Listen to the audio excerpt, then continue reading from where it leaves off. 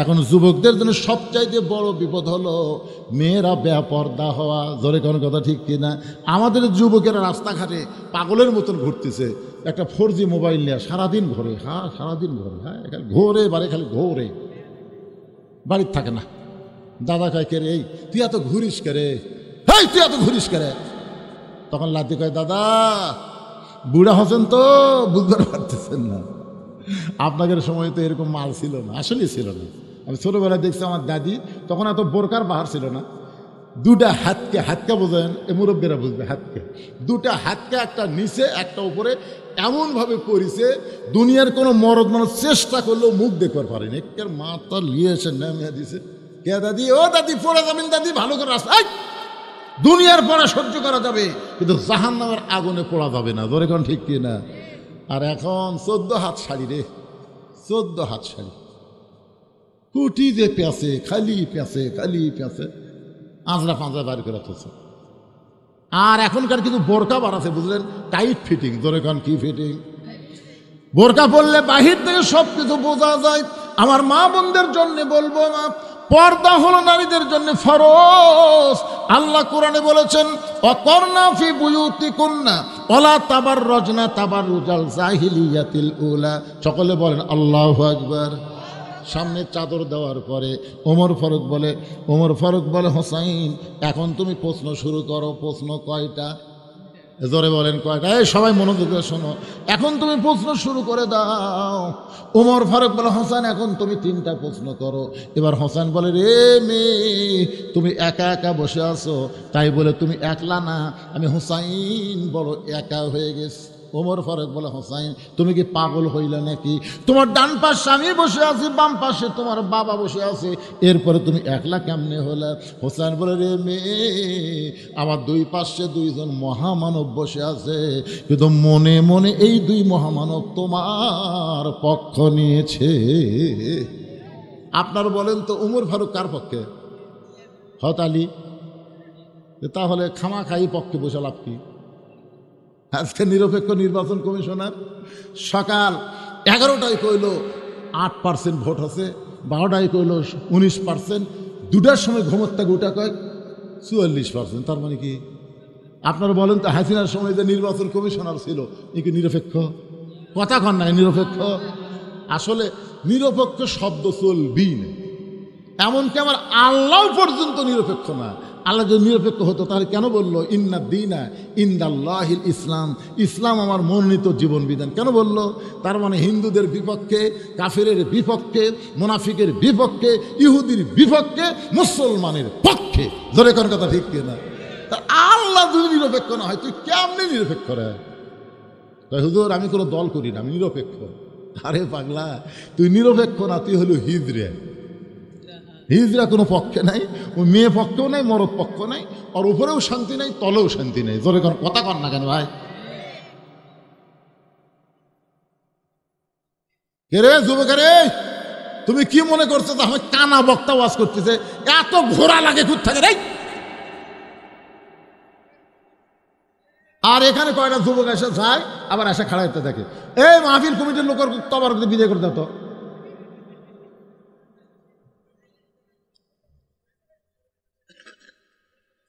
কি বিরক্ত হচ্ছেন?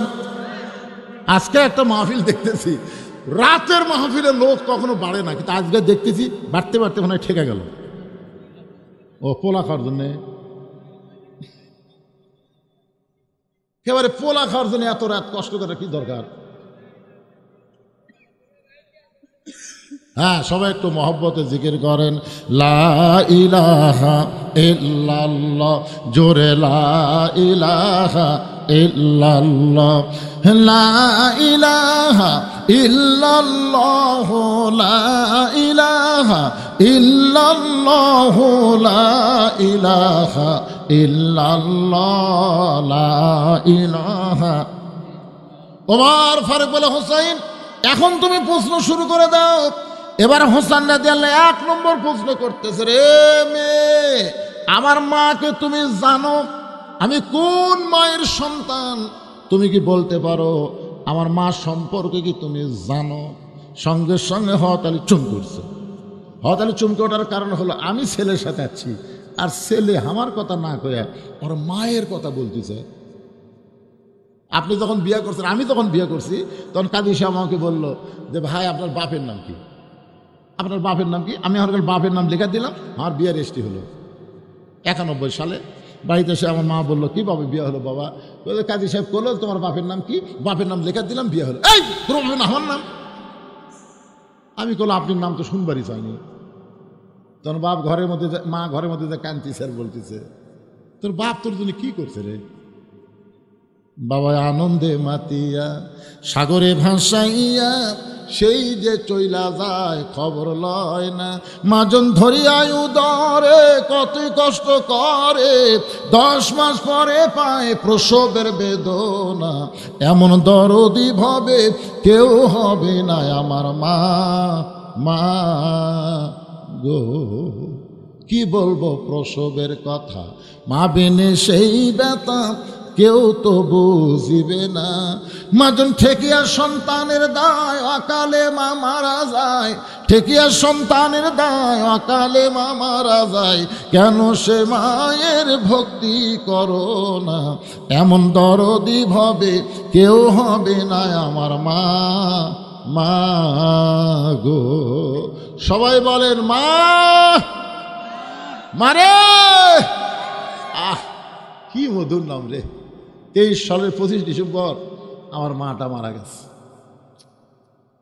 আমাকে যারা দাওয়াত দিবার দেয় তারা গিয়ে দেখে মসজিদের পাশে 18 সালের জুলাই মাসে আমার বাবা মারা গেল, আর 23 সাল ডিসেম্বরের 25 তারিখ আমার মা দুনিয়া থেকে চলে গেল। বাড়িতে গিয়ে যখন তাকায় চারিদিকে ফাঁকা ফাঁকা লাগে।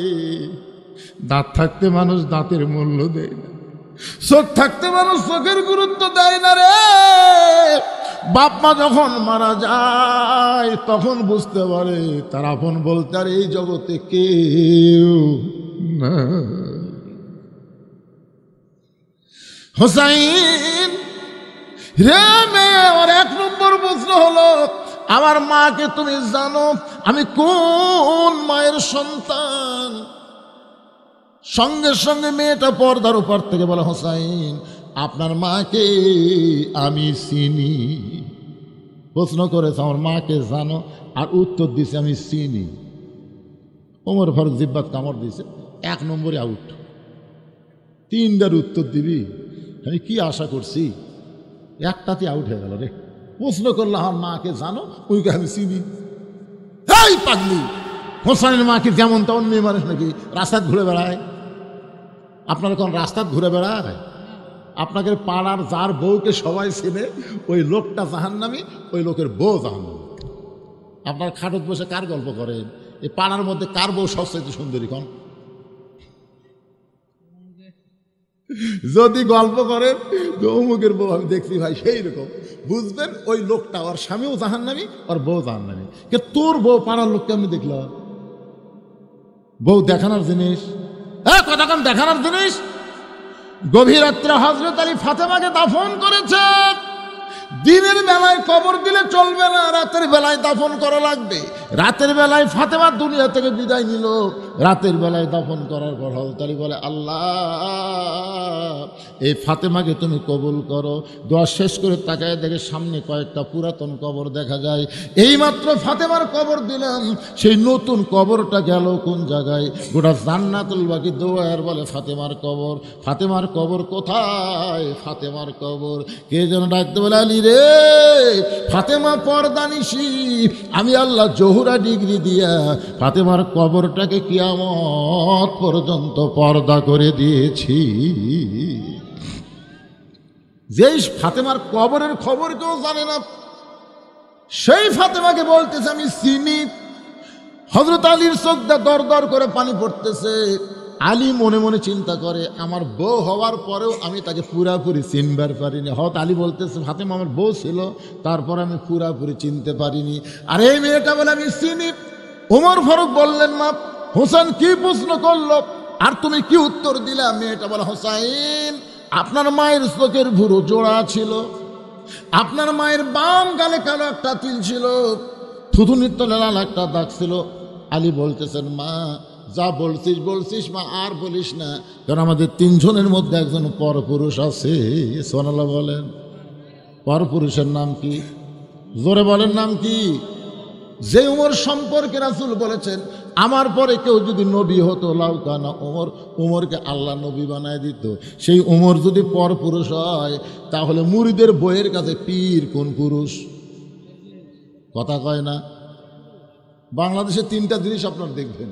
একটা হলো, মনে যান কষ্ট নেন না, আমি গোটা বাংলাদেশ যাচাই বাছাই করে এটুকু বুঝতে পারছি, ভালো ডাক্তারের বইয়ের কোনো দিন সিজার লাগে না। কারণ ডাক্তার জানে সিজার করে বাচ্চা হলে মায়ের ক্ষতি, বাচ্চারও ক্ষতি। এই জন্য ভালো ডাক্তারের বইয়ের সিজার লাগে না। মৌলানাদের বাড়িতে কোনো দিন মিলাদ হয় না, আমি দেখছি খেয়াল করে। আর 3 নম্বর হলো, পীরের বউ কোনো দিন মুরিদ হয় না। দেখবেন আপনারা, কারণ পীরের বউ জানে আমার পীর মাঝে মধ্যে মুরিদের বইয়ের দিকে চোখ মারে, এই লুচ্চার হাতে মুরিদ হম। আর একটা হলো, মৌলানাদের বাড়িতে মিলাদ হয় না, এরা পরের বাড়িতে পড়ায় কিন্তু নিজের বাড়িতে হয় না। আর একটা হলো, ডাক্তারের বইয়ের সিজার লাগে না। ধরে কান কি লাগে না? কথা কয় না রে বারে। এই পিছনে গল্প করতেছি, শেষ করে দেবো না, 12টা পর্যন্ত চুক্তি আছে তো, আর কয় মিনিট? আরে কয়টা বাজবে, ও শেষ হচ্ছে। কি বিরক্ত হচ্ছেন? 3টা প্রশ্নের উত্তর শুনে যাব, রাজি আছেন? 3 প্রশ্নের উত্তর 3 ঘন্টা লাগবে না, বক্তা চাইলে 10 মিনিটের মধ্যে মুড়ে দিতে পারবে। পালা মুড়ার ঝড় আসতেছে, ঝড় বৃষ্টি হচ্ছে, তাড়াতাড়ি পালা মুড়ার লাগবে। ধরে কোন কথা ঠিক না? থাপথুপ থাপথুপ দিয়ে বোঝা তুলে দিল, হয়ে গেল রে পাগল। তা আপনারা কি মনে করেন আমি থাপথুপ করে বোঝা তুলে দিতে পারবো না? পারবো পারবো, কি কর। 42 বছর হচ্ছে আমার ওয়াজের বয়স, পাগলারা।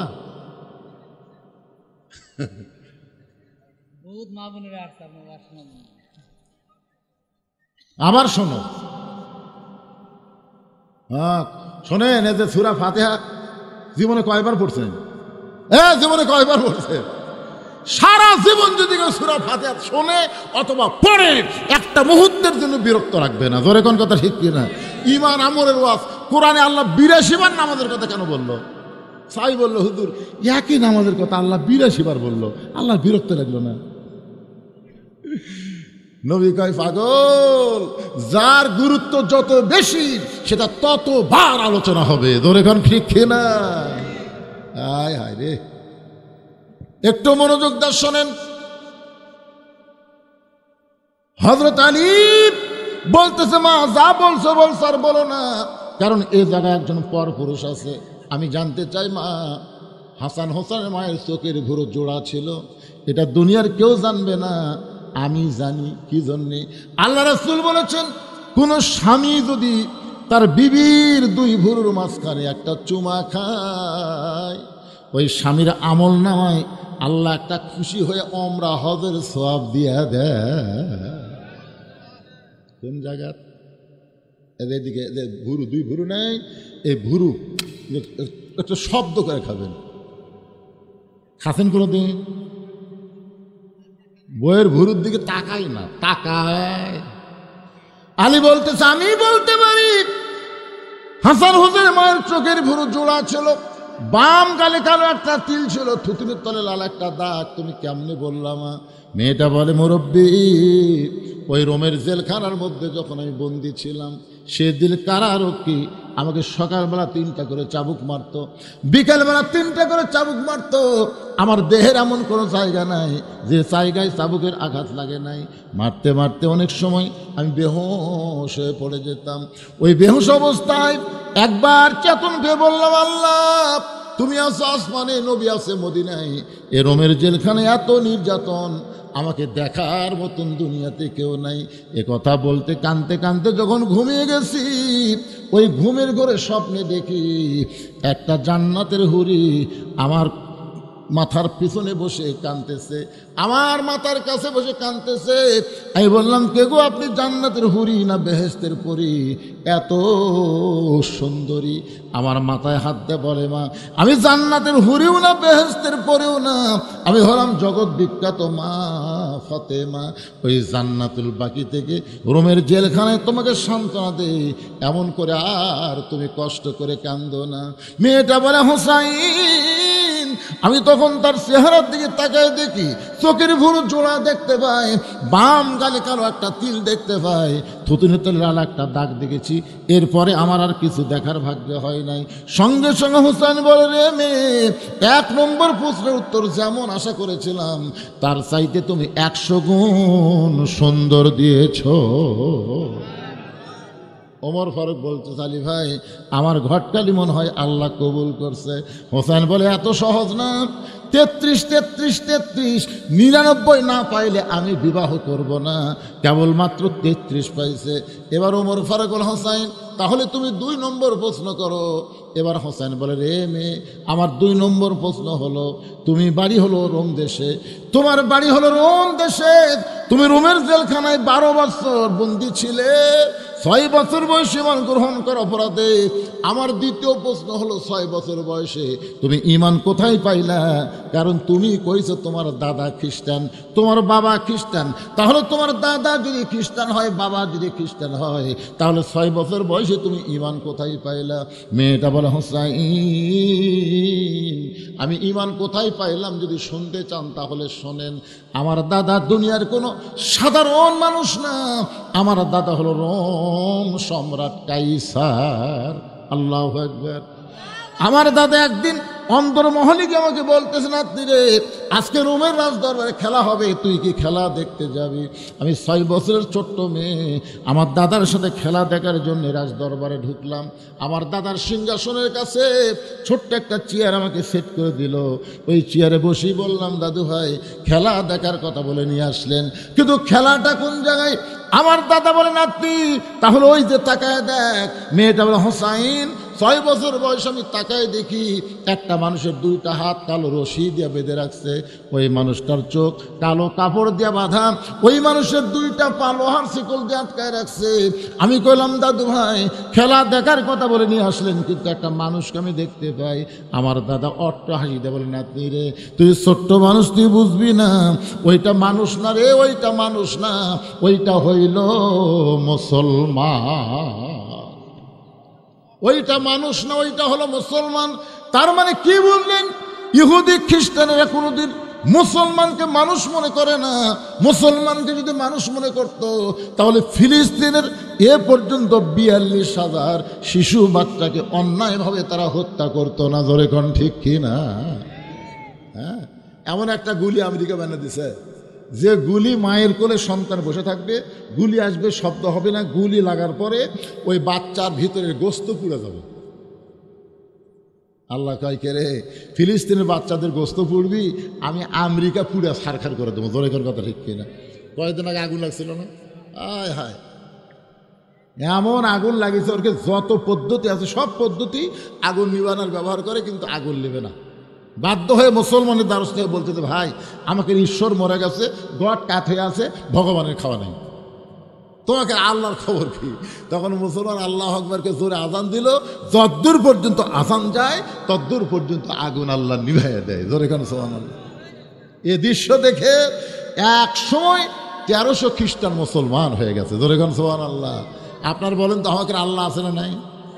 তোমরা ফিলিস্তিনের বাচ্চাদেরকে আগুন ধরায় দিবা, তোমাদের দেশ আল্লাহ আগুনে পুড়ে ছারখার করে দিবে। জোরে কোন ঠিক কিনা? ভারত বলেছে আলু বন্ধ, পেঁয়াজ বন্ধ, চিনি বন্ধ।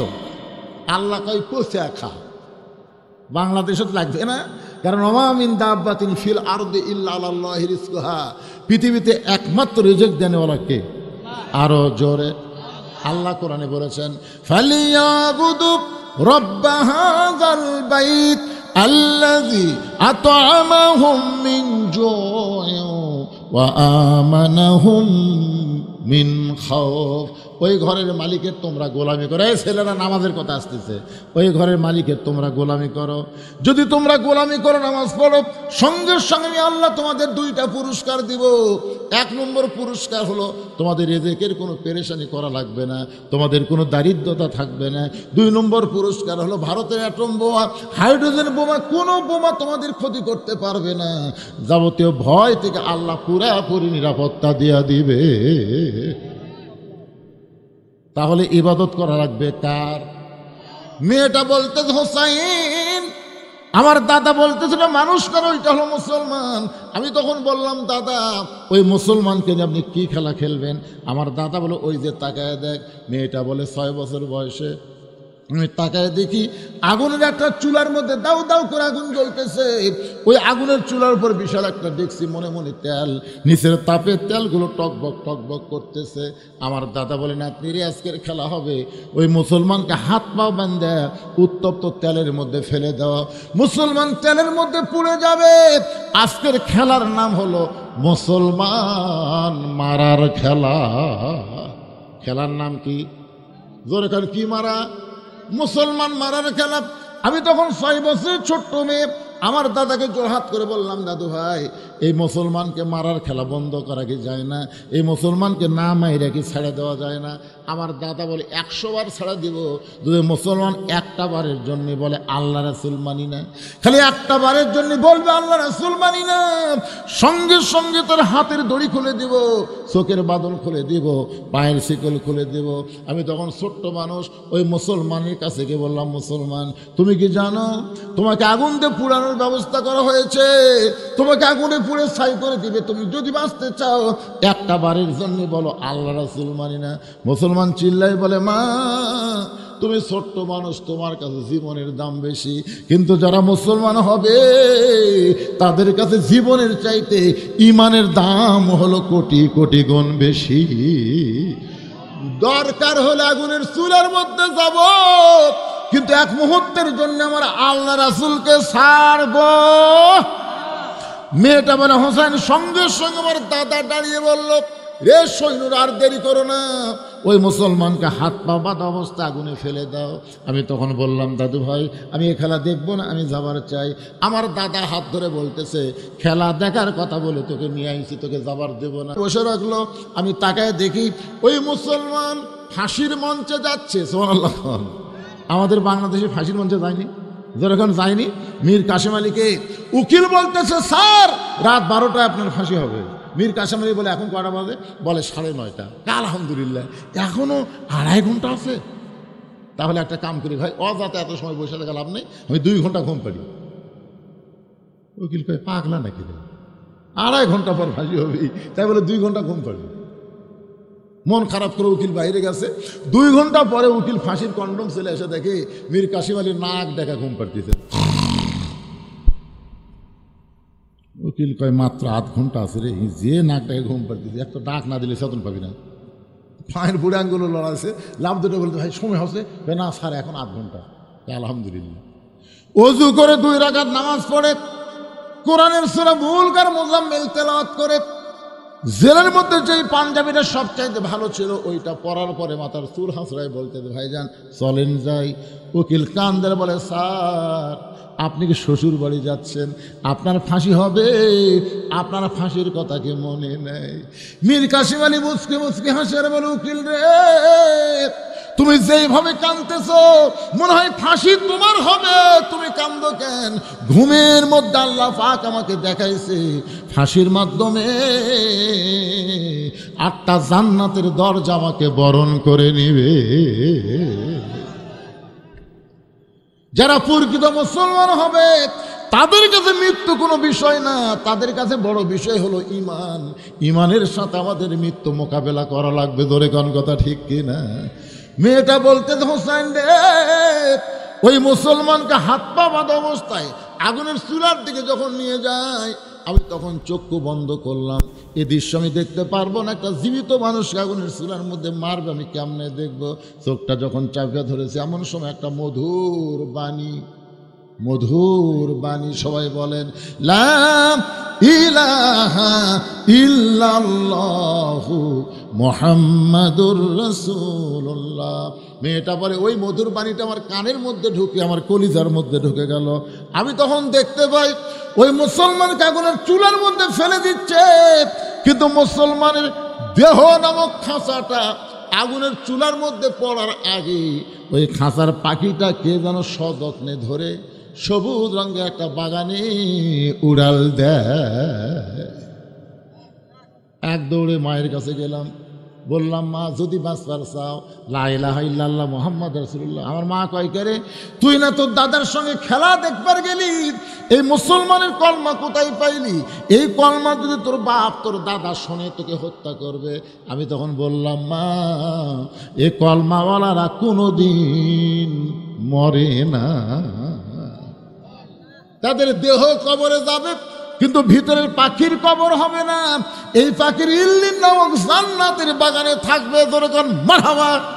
তাহলে মানুষ মরলে ইন্না লিল্লাহ কেন পড়ব? আমাদের দেহ যাবে কবরে, আমাদের রূহ পাখির কিন্তু কবর হবে না। এই পাখিটা যাবে ইল্লিন নামক জান্নাতের বাগানে। তাহলে বলেন তো মরা ভালো না খারাপ? যখন ভালো না খারাপ? কারা কারা ইমানের সঙ্গে মরতে চাই? দুই হাত তুলে আবার আল্লাহকে একটু দেখাবো। লিল্লাহে তাকবীর। হাত টান টান করে থাকেন তো, এই দুই একটা হাত খাতো দেখা যায় করে। মাশাআল্লাহ, হাত না মাশাআল্লাহ, আলহামদুলিল্লাহ। এই দান বাক্স কিসের বাবা? এই দান বাক্স কিসের? আপনি মনে করছেন এমনি এমনি এসে দিয়ে দেবে?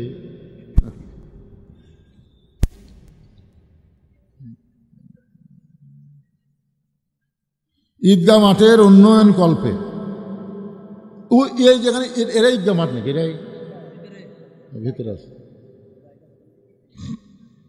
আচ্ছা, ঈদগাহ মাঠের উন্নয়ন কল্পে আপনারা একজন ওটা বসে করবেন না, আমার কলজা ভরে গেছে।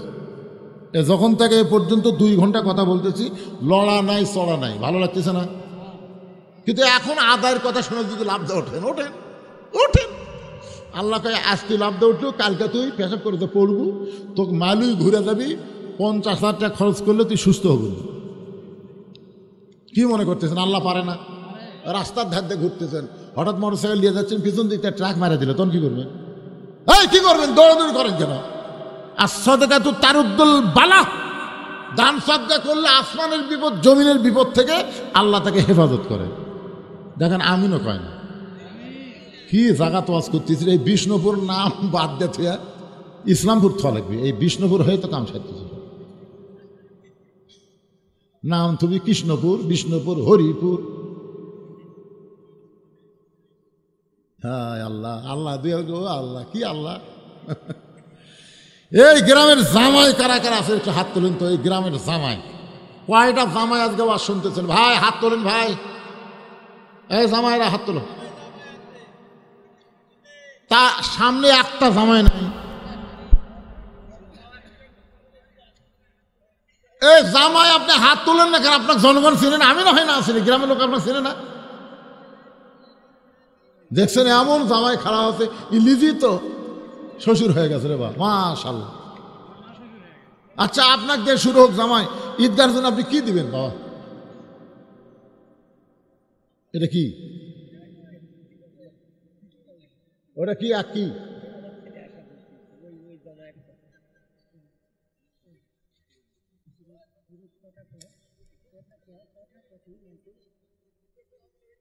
না উনি যে এক দেখালো, একটা কি দেখালো?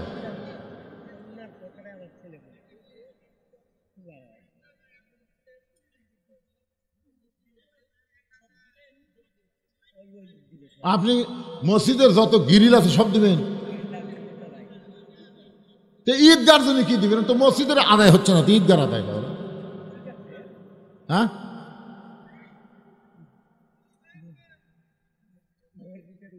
এমন এক জামাই ধরলেন, যাইকে ডাঁটের জামাই, মসজিদে সব গ্রিল দিবি, আবার ঈদগার কাছে দেওয়া আছে, ওটা ধর্ম করে। এই সাইডে একটা জামাই নাই। হ্যাঁ,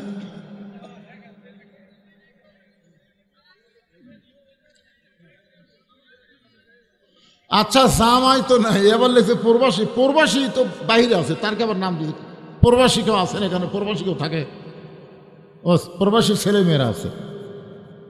একটা জামাই পাওয়া গেল, মাশাআল্লাহ ভালো জামাই। আর এই সাইডে একটা জামাই নাই। আচ্ছা একটা হাত তোলেন না কেন বাজান? জামাইয়ের কথা লিখছে, গ্রামের জামাই। আপনার জামাই হয়েছে, চুপ করে থাকেন। গ্রামের লোকজনই কি মনে করবে? এরা খালি খাওয়ার জামাই, লেওয়ার জামাই, দেওয়ার না। কে করলো ঠিক রে? এটাকে জামাই করলো ঠিক? আচ্ছা তেজত কে, কয়টা জামাই আছে? তেজত কেউ জামাই আছে? আছে।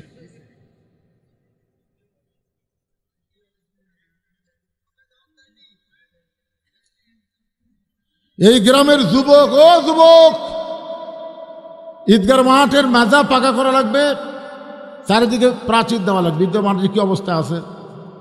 ফাটা ফাটা হয়ে গেছে, ফাটা ফাটা। হাঁটুর মালি ঘুরে দেয় ফাটা ফাটা হলে।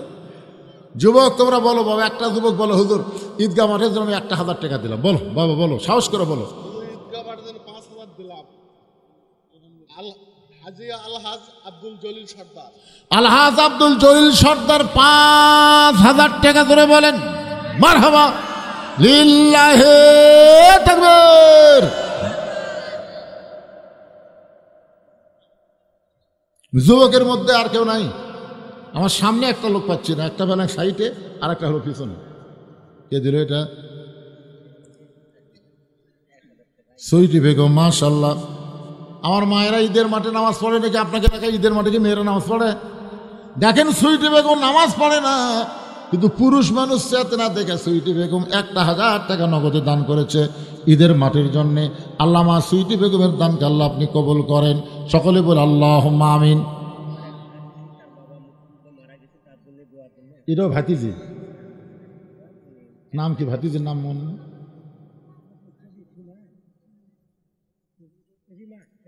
রিমা আর একজন মা, তার বাবা মুক্তিযোদ্ধা ছিল, দুনিয়া থেকে বিদায় নিয়েছে। বাবার রোহের মাগফিরাত ঈদগার মাঠে 1,000 টাকা দান করেছে। আল্লাহ আল্লাহ দানকে কবুল করেন। জোরে বলে আমিন। সবাই বলে আল্লাহুম্মা আমিন। নাহিদুল, এই যে একটা জামাই পাওয়া গেছে, মাশাআল্লাহ। নাহিদুল ইসলাম এই গ্রামের একটা জামাই নগদে 500 টাকা দান করেছে। আল্লাহ নাহিদুলের দানকে আল্লাহ আপনি কবুল করেন। আল্লাহুম্মা আমিন। কবুল করো, কবুল করো। মোদের কামনা দানকারীকে দিবেন জান্নাত, আল্লাহ নিরাশ করবেন না। আল্লাহ নবীর ডবল জামাই হলেন ওসমান গনি। নবী একদিন ওসমানকে ডাকতেন, ওসমান, আল্লাহ তোমাকে কত সম্পদ দিছে, তুমি কি তার হিসাব দিবার পারবা? ওসমান বলে, রাসূলুল্লাহ, এত সম্পদের হিসাব কেমনে দিব? তবে একটা কথা আপনাকে বলতে পারি, আমার সম্পদ রাখতে গিয়ে যতগুলো গুদাম তৈরি হয়েছে, এই গুদামের তালা দিয়ে চাবি টানতে একটা তাজা উট ক্লান্ত হয়ে যায়। চাবি টানতে, জোরে কোন কি টানতে? তালা টানতে না, তালা দেওয়ার পরে চাবি টানতে একটা উট ক্লান্ত হয়ে যায়। এখন চিন্তা করেন কত গুদাম, গুদামের তালা, তারপরে সে চাবি টানতে যে উটটা ক্লান্ত হয়ে যায়। রাসূল বলে, ওসমান, তুমি আমার জামাই, আমি তোমার কাছে বলতেছি বাবা, এই সমস্ত সম্পদ যদি আল্লাহ ফেরত চায় তুমি কি দিবা? সঙ্গে সঙ্গে ওসমান করে দৌড়ে গিয়ে উটের রশি ধরে নবীর হাতে রশিটা দিয়ে বলে, রাসূলুল্লাহ, শুধু সমস্ত সম্পদ না, গুদাম না, তালা না, চাবি সহ উটটা আমার আল্লাহকে দিয়া দিলা। নবী বলে, ওসমান, সবই আল্লাহ দিলে তোমার থাকলো কি? সঙ্গে সঙ্গে ওসমান বলে, রাসূলুল্লাহ, আমার আল্লাহ নবী থাকলে আমার যথেষ্ট, আমার অন্য কোনো কিছুর দরকার নাই। ভাইজান, আজকে পকেটে টাকা থুয়া দিবার চাচ্ছেন না, আল্লাহ কয় টাকা ঠিকই যাবে, কিন্তু ভালো জায়গায় যাবে না তো। ঈদগার মাঠের জন্য 1 বস্তা 2 বস্তা সিমেন্ট দেন না কেন? ওঠেন, বলেন আল্লাহর বান্দারা সবাই দেন। এনামুল হক, মৃত মোহাম্মদ আলী, আফসার আলী, তারপরে মৃত সাইদা 500, তারপরে দাদি জন্যে 500, তাহলে তো হয়ে গেল 1,500 টাকা বাকিতে দান করেছে। আল্লাহ দানকে কবুল করেন। যাদের নিয়তে দান করলো আল্লাহ তাদের সকলের কবরকে জান্নাতের টুকরা বানান। ধরে কন আমিন। সবাই বলে আল্লাহুম্মা আমিন। এই ছেলেরা, এই তোমরা কি ব্যাগ ট্যাগ নিয়ে আসো? ভিতরে যে আদায় করা লাগবে গামছা ব্যাগ আছে, এগুলা কোথায়? সে ছেলেরা কোথায় দেখি?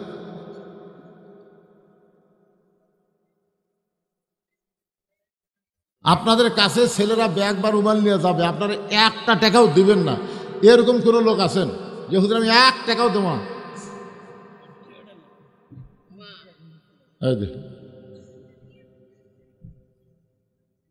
আল্লাহর একজন বান্দা ঈদগাহ মাঠের উন্নয়নে 500 টাকা দান করেছে। আল্লাহ দানকে কবুল করেন। আল্লাহুম্মা আমিন। প্রবাসীর পক্ষ থেকে একটা লোক নাই, কত টাকা কামাই করে আপনাকে দিচ্ছে ভাই। আপনারা খালি খাচ্ছেন আর মজা মারতেছেন। আজকে তার ভালো থাকার জন্য, বিদেশে সুস্থ থাকার জন্যে একটা প্রবাসীর বাবা, ছেলে, মা, ভাই যাই আছেন 1,000 টাকা দেন না কেন? যেহেতু আপনার প্রবাসী ভাইয়ের জন্য দোয়া করেন, প্রবাসী বাপের জন্য দোয়া করেন, চাচার জন্য দোয়া করেন, এ দোয়া চাইও তো আপনার দেওয়া দরকার। আল্লাহর একজন বান্দা 100 টাকা দান করেছে, আল্লাহ দানকে কবুল করেন, আল্লাহুম্মা আমিন।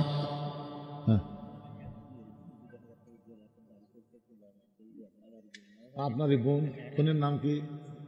সুফিয়া খাতুন আমার মা, বাপ্পার জন্য দোয়া চাই। ঈদগার মাঠে সভাপতি সাহেবের বোন 2000 টাকা দান করেছে। আল্লাহ দানের কারণে বাপ্পার কবরকে জান্নাতের টুকরা বানায় দেন, জোরে কান আমিন। এই সুফিয়াকে আল্লাহ মা খাদিজার সঙ্গে জান্নাতে কবুল করেন, সকলে বলে আল্লাহুম্মা আমিন। এই ব্যাগ বস্তা নিয়ে নামছে নাকি রে? দেন, সবাই দেন, 10, 20, 50, 100 টাকা যে যা পারেন। জীবনের শেষ দান মনে করে সবাই দান করবেন। দুনিয়ারই সম্পদ দুনিয়াতে রবে, ফকির হয়ে মানুষ কিন্তু কবরেতে যাবে। বোবা একটা ছেলে 100 টাকা দান করছে, আল্লাহ দানকে কবুল করেন, আল্লাহ নেক নিয়ত নেকাশা পড়ে, আল্লাহুম্মা আমিন। কেরে যেই সমস্ত ছেলেরা আমাকে আসার পর থেকে মিছিল টিছিল করে কি অবস্থা রে বা, এর একটাও নাই কেরে। হ্যাঁ, হাসিম এইবারে পাওয়া গেল গ্রামের জামাই হাসেম আলী 1000 টাকা নগদে দান করেছে। আল্লাহ জামাইয়ের দানকে আল্লাহ আপনি কবুল করেন, জোরে বলে আল্লাহুম্মা আমিন। এরকম 2-4টা জামাই থাকলে তো কামাই হয়।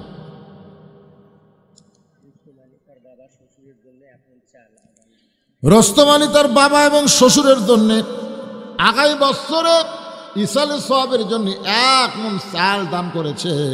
আল্লাহ রস্তম আলীর বাবা শ্বশুরের কবরকে জান্নাতের টুকরা বানায় দেন, জোরে কান আমিন।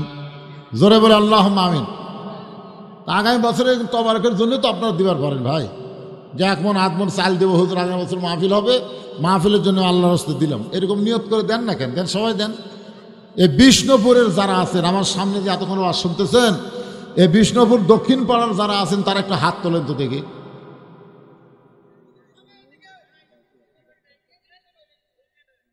বিষ্ণুপুরের এই কয়জন লোক? তাহলে এর মধ্যে একটাও নেই।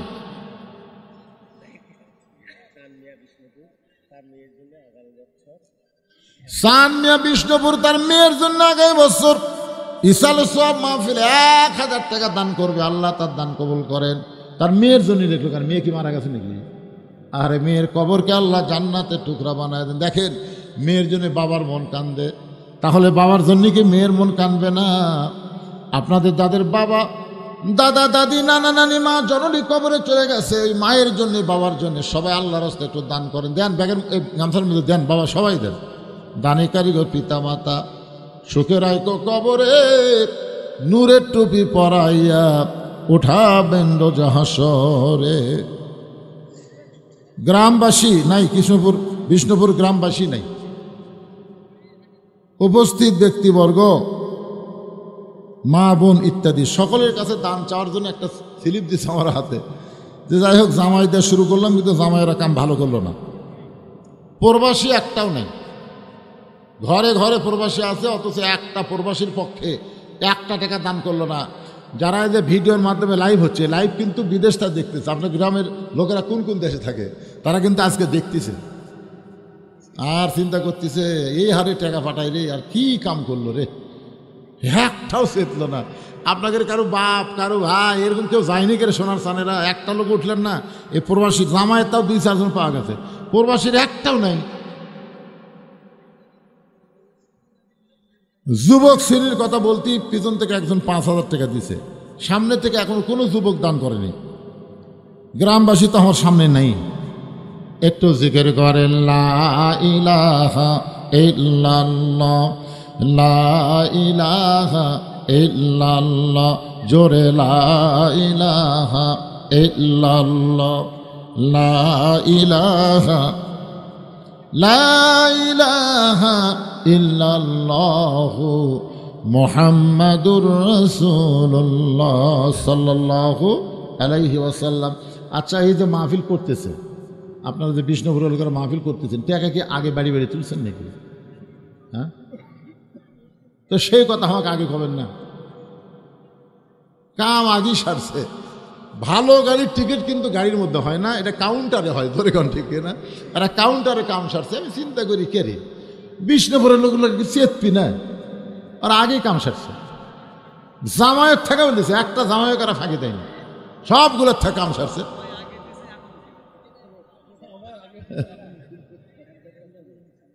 এখন এই যে চাদর মাদরে যা দেবেন আলহামদুলিল্লাহ একটু ধরে দেন সবাই। ইমদাদুল হোসেন মোলাম গাড়ি দোকানদার ঈদগাহ মাঠের জন্য 1 বস্তা সিমেন্ট দান করবে। আল্লাহ তার দানকে কবুল করেন। সকলে বলে আল্লাহুম্মা আমিন। জোরে বলে আল্লাহুম্মা আমিন। হুজুর সাহেব, আমার আব্বা কি আছে আর কি এই 8 বছর মারা গেছে হাজি সাহেব, গত বছর। গত বছর। তারই আমি ছেলে, আমার ছেলে বিদেশ সাথে 10,000 টাকা দান করি।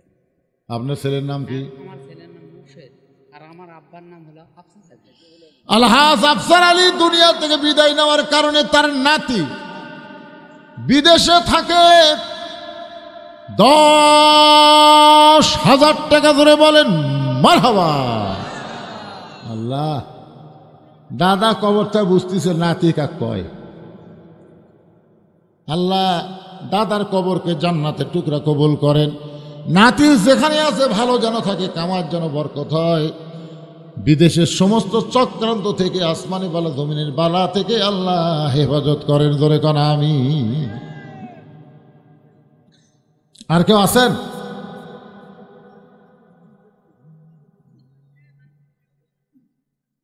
টাকা কি আদায় হলো? আপনাদের মধ্যে টাকা আদায় করছে? আমার মা বোনদের কাছে কেউ গেছে? মা বোনদের কাছে আজকে পুরুষের চাইতে মা বোনদের ওয়াজ বেশি হবে। মা বোনদের কাছে যান, দেখবেন অনেক দান করবে আমার মায়েরা। আমি দোয়া করে দিব মা, আল্লাহ মা খাদিজার সঙ্গে যেন আপনাদেরকে জান্নাত দিয়ে দেয়। মেয়েটা বলে হোসাইন।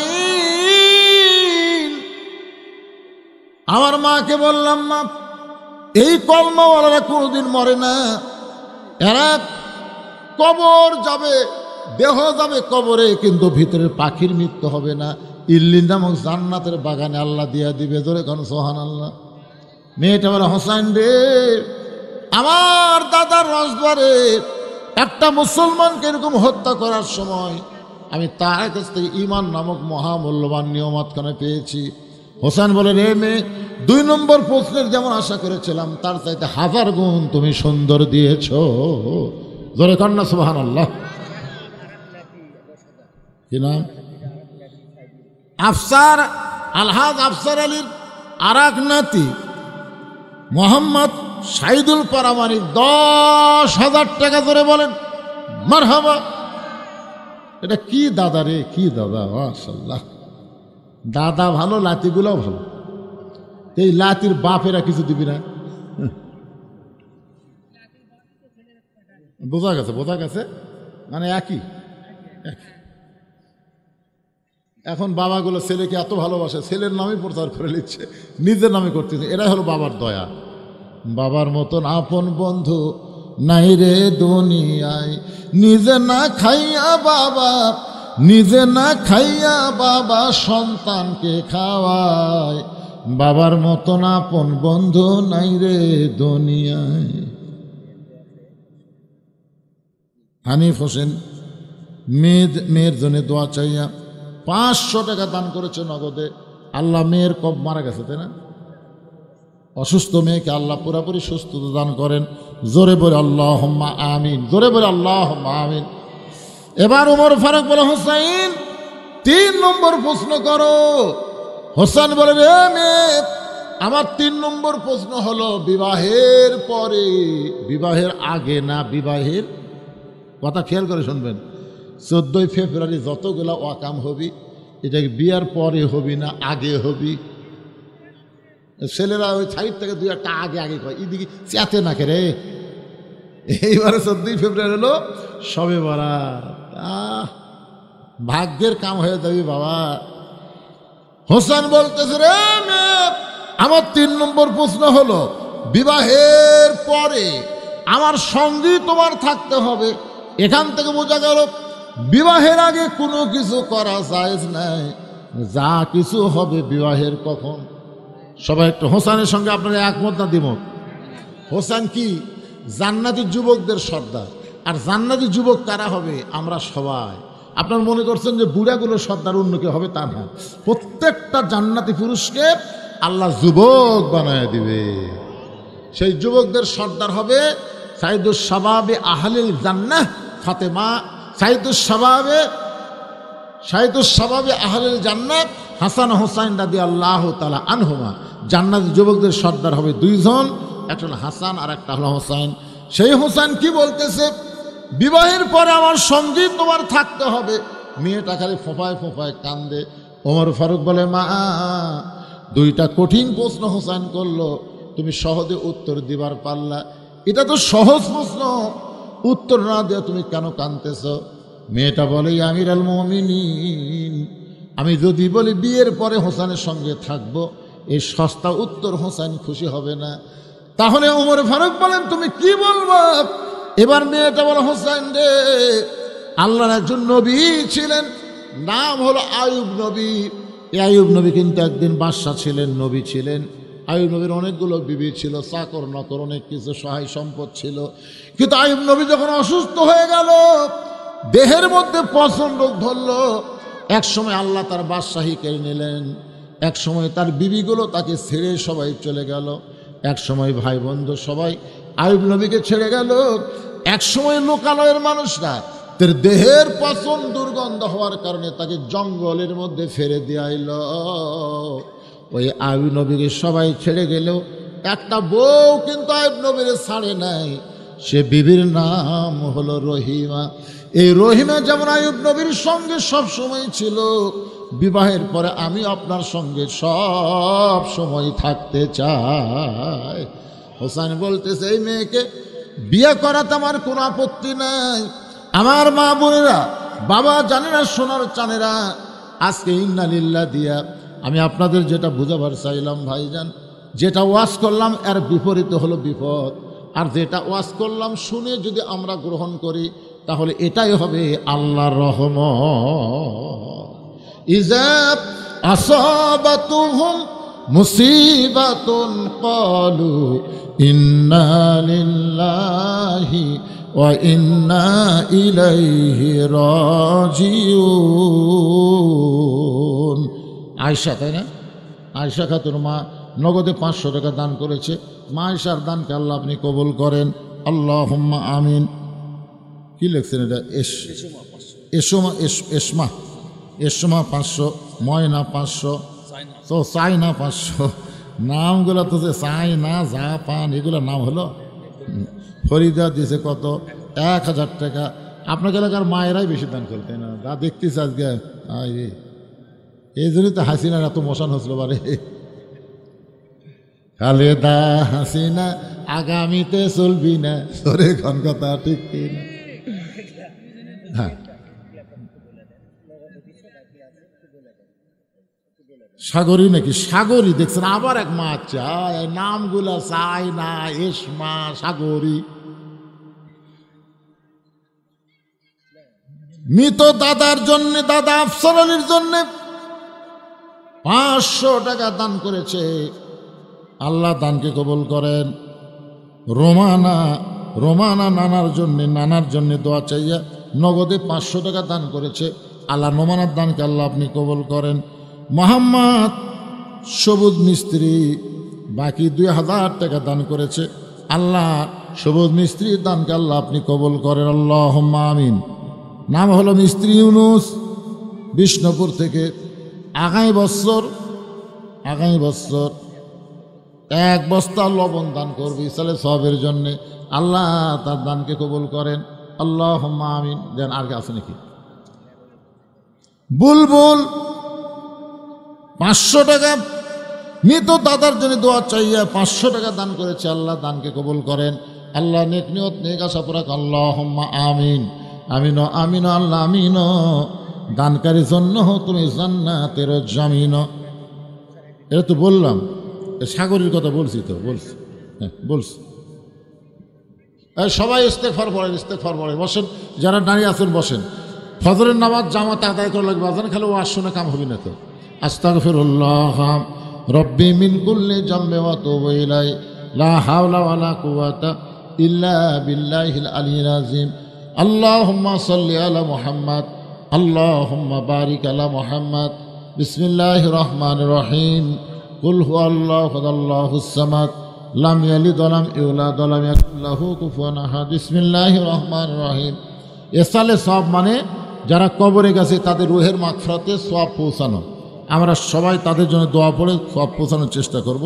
প্রতি আলহাজ মোহাম্মদ জামাল উদ্দিন মণ্ডল, দক্ষিণ বিষ্ণুপুর, নগদ 20,000 টাকা। তাই তো কই করে এরা এত বড় সাহস করতে হয় রে। বাবা মার জন্য দোয়া চাই। আজকের এই মুরব্বী আমার বাপজান 20,000 টাকা বাকি না, নগদ করল দান।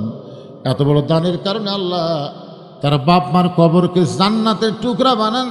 দুনিয়াতে যেমন সম্মানের সভাপতির পদ দিয়েছেন, এমন সম্মানের সাথে ইমানের সাথে তাকে কবর জান্নাত বানায় যাওয়ার তৌফিক দিয়া দেন। ধরে বলে আমিন। সবাই বলে আল্লাহুম্মা আমিন। বাবজান এদিকে তাকান, দোয়া করে দিলাম, দোয়া করে দিলাম। অনেক রাত হয়ে গেছে, আর খাড়াই শেষ কি। এরা কোন তালত বসে আছে রে পাগলা? হেই, কিসের চাওয়া? আগে সব টাকা তুলিছে আবার চাওয়া। ওয়াজ করো, ওয়াজ করো, ফজর নামাজ বাদ দাও। হয়ে গেছে ফিনিশিং, যা হচ্ছে আলহামদুলিল্লাহ হয়ে গেছে। আপনারা খেয়াল করেন, একজন মা আমার এখানে টাকা দিবে যাচ্ছে, মহিলাকে যাওয়া পারে না কে রে? মহিলার টাকা দিবার চলে যাচ্ছে, কি করবি? মরদ মানুষেরা দিচ্ছে না, বাধ্য হয়ে ওরা আসে। 500 টাকা একজন মা দিয়ে গেল, এখনই দিয়ে চলে গেল। আল্লাহ জেনি হতে আমার মা টাকা করলো দান। আল্লাহ দানকে কবুল করে জান্নাত ঘরের মালিক বানান। জোরে বলে আমিন। আল্লাহ রাসূল বলেছেন, সাহাবীরা রে, 5 ওয়াক্ত নামাজকে তোমরা খেয়াল করে দেখো। আসর, মাগরিব, এশা, তাড়াতাড়ি নামাজ। আসর শেষ হতেই কিছুক্ষণ পরে মাগরিবের নামাজ, মাগরিব শেষ হতে কিছুক্ষণ পরে এশার নামাজ। কিন্তু এশা থেকে ফজর, ফজর থেকে জোহর, এই 2 ওয়াক্ত লম্বা হলো কেন? সাহাবীরা বলে, রাসূলুল্লাহ আমরা জানি না, আল্লাহ রাসূল ভালো জানে। রাসূল বললেন, সাহাবীরা আল্লাহ যখন আমাকে নামাজ দেয় তখন আমি আল্লাহকে জিজ্ঞাসা করলাম, আল্লাহ আসরের কিছু পরেই হবে মাগরিবের নামাজ, মাগরিবের কিছু পরে এশার নামাজ, কিন্তু এশা থেকে ফজর এত লম্বা সময়, আবার ফজর থেকে জোহর এত লম্বা সময় কেন? আল্লাহ বলে, হাবিব ফজরের নামাজ পড়ে জোহর পর্যন্ত আমি লম্বা সময় দেওয়ার কারণ ওই সময়ের মধ্যে তারা ব্যবসা বাণিজ্য করবে, চাকরি বাকরি করবে, খেতে খামারে কাজকাম করবে। এগুলো কাজ কাম করতে গিয়া তার দেহের যে ক্ষয় হবে, এশা থেকে ফজর লম্বা সময় দেওয়ার কারণ হলো এ লম্বা সময় তারা ঘুম পাড়বে। এই ঘুমের মাধ্যমে দিনের কাজের ক্ষয় আল্লাহ পুরা করে দিবে। তাহলে এশা থেকে ফজর কি পড়ার জন্যে? কথা কন্যা কান কি পড়ার জন্যে? ঘুম পাড়ার জন্য, ওয়াজ শোনার জন্য নয়।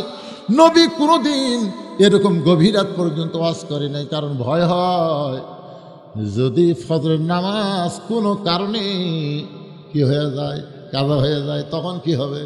1 কোটি ওয়াজ যদি এক পাল্লায় আর 1 ওয়াক্ত নামাজ যদি আর এক পাল্লায় দেওয়া হয়, ওয়াজের চাইতে নামাজের ওজন বেশি হবে না কম হবে? সাহস পান থেকে। হ্যাঁ, এই জন্য যা শুনছেন আলহামদুলিল্লাহ। সবাই মোনাজাত করে তোমারও কাছে খাইয়ে দেয়, বাড়ির যায় বিসমিল্লাহ কয়া উযু করে ঘুম দিবেন, আর দোয়াটা পড়বেন, আল্লাহুম্মা বিসমিকা আমুতু আহিয়া। ঘুম দেওয়ার মালিক আল্লাহ, চেতন করার মালিক আল্লাহ। ধরে কোন কথা ঠিক কি না? ইনশাল্লাহ প্রতিদিন 6 ঘন্টা ঘুম পড়ে শরীরটি শান্তি পায়। আজকে সেই 3-4 ঘন্টা ঘুম পারলে আল্লাহ ইচ্ছা করলে একই শান্তি দিবার পারে। পারে কি পারে না ভাইজান?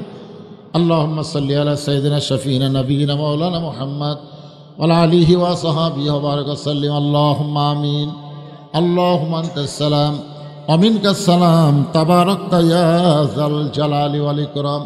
আয় আল্লাহ তাআলা, মাগরিবের নামাজের পর থেকে রাত প্রায় 12টা 40 বাজতেছে, এই দীর্ঘ সময় পর্যন্ত তোমার পাগল বান্দারা, বান্দির আরামের বাড়ি ঘুমকে বাদ দিয়া কোরআন হাদিসের মহব্বত কলিজার মধ্যে নিয়ে এই জান্নাতের বাগানে বসে বসে কোরআন হাদিস আলোচনা শোনার শেষে আমি গুনাহগারের সঙ্গে রহমতের দরজায় ফকির হয়ে দোকানে হাত তুলেছে। মেহেরবানি করে আজকের মাহফিল আমাদের সকলের হেদায়েতের জন্যে, নাজাতের জন্যে, জান্নাতের জন্য কবুল করে নাও। এই মাহফিলের শুরু থেকে শেষ পর্যন্ত যত আলোচনা হয়েছে আল্লাহ, এর মধ্যে যদি ত্রুটি হয়, ভুল হয়, মাফ করে দাও। এর যা হাদিয়া মঞ্জুর করো সোনার মদিনায় নবী পাকের রওজা মোবারকে আল্লাহ কবুল করে নাও।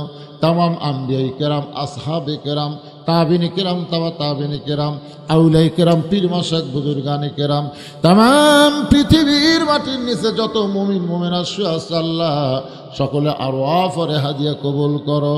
আল্লাহ আমরা যারা হাত তুলেছি আমাদের মধ্যে জনম দুঃখনী মা যাদের কবরে চলে গেছে, ছোট্ট একটা শব্দ হলো মা, এ নামের মধ্যে কি মধু, যাদের মা নাই তারা বুঝতেছে।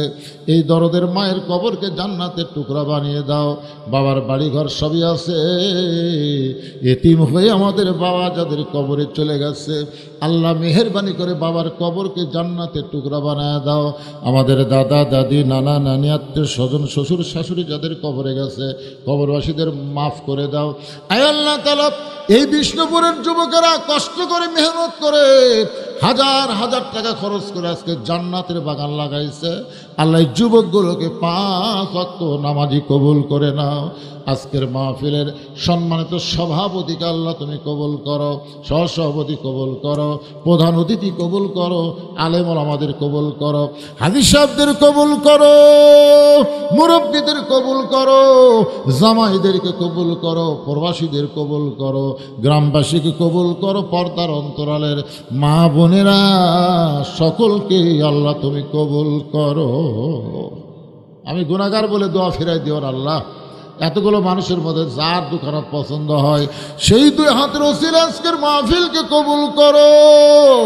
নগদে বাকিতে যারা দান করলো, বিশেষ করে সভাপতি সাহেব নগদে 20,000 টাকা দিল, আল্লাহ তাআলা সবগুলো দান জান্নাতের বিনিময় হিসাবে কবুল করে নিও। সুবহান রাব্বিকা রাব্বিল ইজ্জাতি আম্মা ইয়াসিফুন ওয়া সালামুন আলাল মুরসালিন আলহামদুলিল্লাহি রাব্বিল আলামিন। ওয়াল আখিরাতি কালিমাতুন ইনদাল মাউতি। সকলে পড়েন লা ইলাহা ইল্লাল্লাহু মুহাম্মাদুর রাসূলুল্লাহ সাল্লাল্লাহু আলাইহি ওয়াসাল্লাম। আসসালামু আলাইকুম ওয়া রাহমাতুল্লাহ।